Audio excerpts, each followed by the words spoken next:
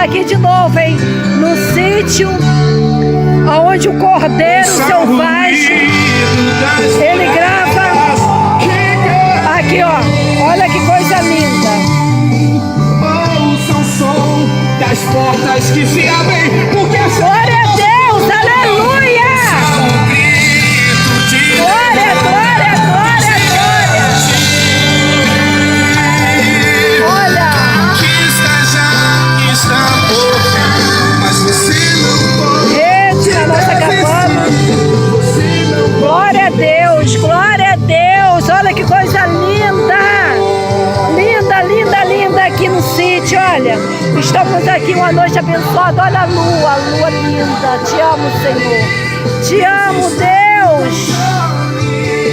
Maravilhoso. Olha lá, procurando jacaré. Aí, ó, nosso barco aí, ó. Ao lago aí.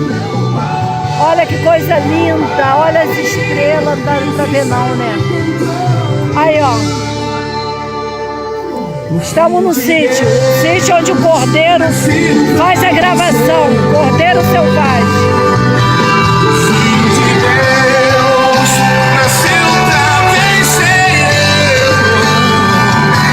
O Filho de Deus nasceu para sofrer.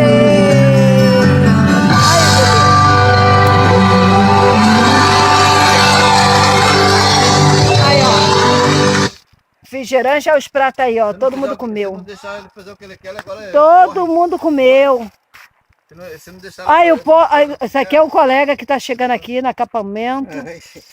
Tá aí, ó, amigo. Não Opa, maravilhoso, né? A noite, né?